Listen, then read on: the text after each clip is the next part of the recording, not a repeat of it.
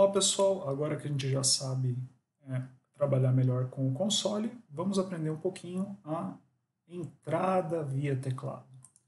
Então a gente trabalhou bastante com saída, então a gente aprendeu a exibir coisas na tela de diversas maneiras diferentes, com cores diferentes, limpando a tela, enfim, voltando as cores para o padrão. Agora a gente vai aprender um pouquinho a capturar a entrada do usuário, a digitação dele, ok?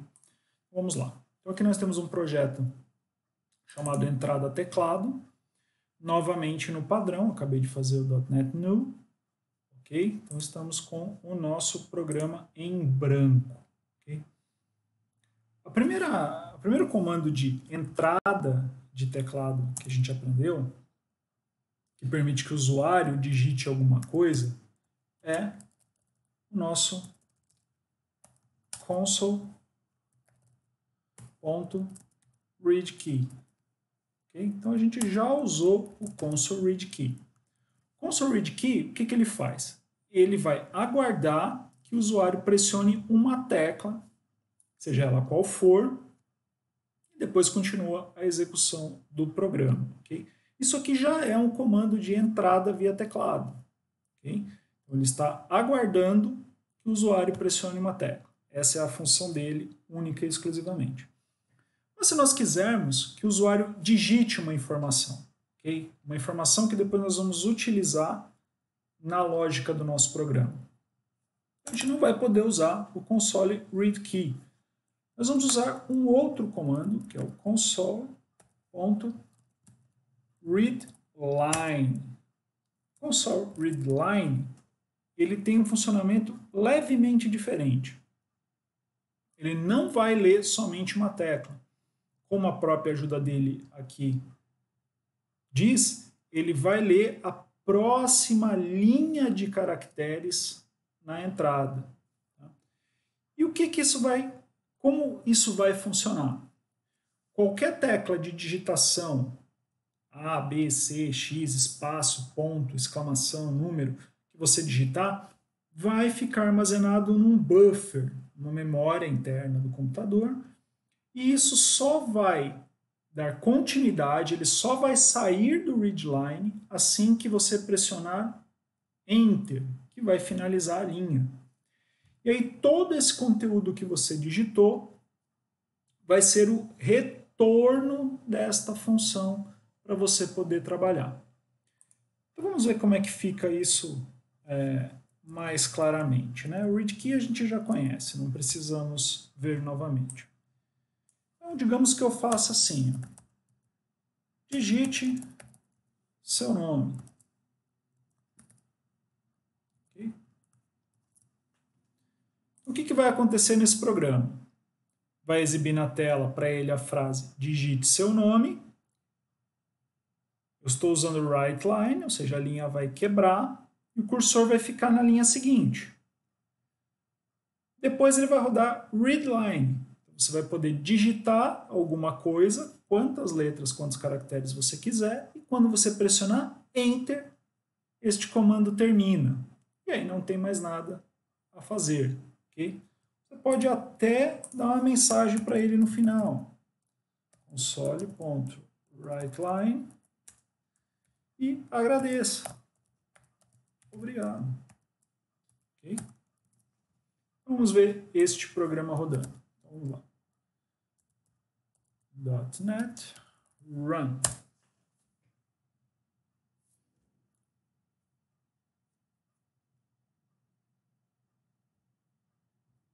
Está compilando.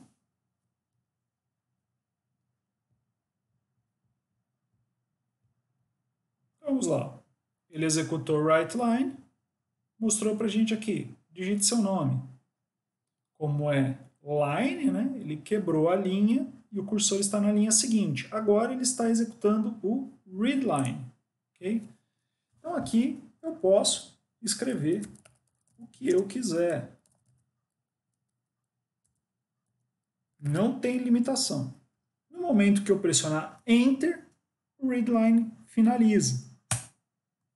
E aí ele executa o próximo comando, que é o writeLine, desejando um obrigado. Ok? Então, é assim que funciona o readline. Okay? Porém, isso aqui é bem legal, mas não seria melhor que eu pudesse dizer aqui, por exemplo, obrigado, Hermógenes? Okay? Que eu pudesse aproveitar o texto que foi digitado aqui na lógica do meu programa, né? Seria mais interessante. Para fazer isso, a gente vai precisar utilizar o resultado do processamento deste comando. Tá? Para capturar o resultado do processamento deste comando, eu preciso criar um espaço na memória onde isto ficará armazenado. O nome disso é variável. Nós aprenderemos um pouco mais sobre variáveis numa aula posterior, tá? Mas, por enquanto, é só a gente entender que eu posso escrever da seguinte maneira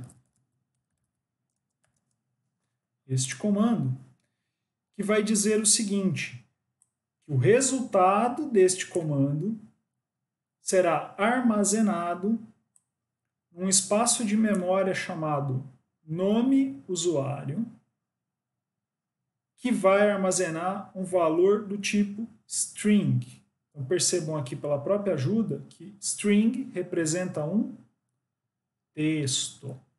Okay? Então, com este comando aqui, a gente reservou um espaço na memória para guardar um texto e deu um nome para esse espaço na memória de nome usuário. E a gente diz que o conteúdo dela vai ser igual ao resultado da digitação do texto pelo usuário. Okay? É isso que está acontecendo. Se eu fizer somente isso, vocês acham que vai aparecer meu nome? Tela, obrigado, Hermógenes? Não, né? Por quê? Porque a gente não mandou exibir isso aqui. A gente pode fazer uma pequena alteração aqui. Em vez de mandar exibir uma linha, eu posso mandar exibir sem quebra de linha. Eu posso colocar uma vírgula, vou colocar um espacinho, e na próxima linha eu vou colocar console.writeline. E agora, olha só, se eu usar aspas e colocar isto aqui, ó, nome usuário, o que vocês acham que vai acontecer? Ele vai exibir a palavra nome usuário. Se eu quiser o valor que está nessa posição de memória, eu não posso usar as aspas, ok?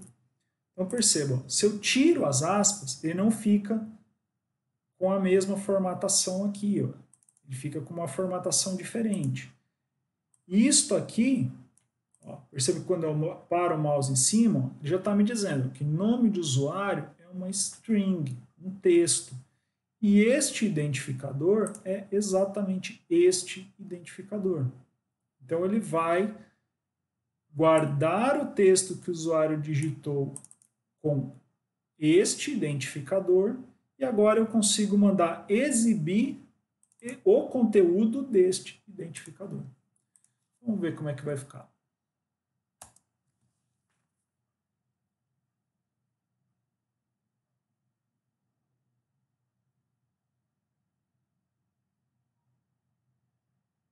Executamos. Então, na hora de digitar meu nome, vou colocar um nome qualquer, então, a hora que ele exibiu exatamente o que foi digitado. Se eu digitasse outra coisa, então, digite seu nome, e aqui eu colocasse outro nome, é este nome que viria aqui. Então, este valor que eu digitei ficou salvo em nome usuário e foi utilizado posteriormente em outra parte do programa, porque foi mantido na memória RAM do computador. Isto é o uso de uma variável. Okay? Então a gente teve que usar uma variável para guardar a digitação de usuário e reutilizar num momento posterior. Okay?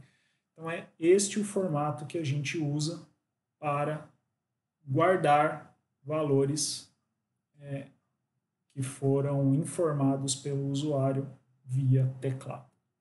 Ok?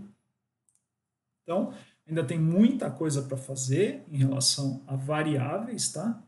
Esta aula era específico para a entrada de teclado. Nas próximas aulas a gente vai aprender muito mais sobre strings e muito mais sobre variáveis. Okay? Então, muito obrigado por assistir a aula e até a próxima.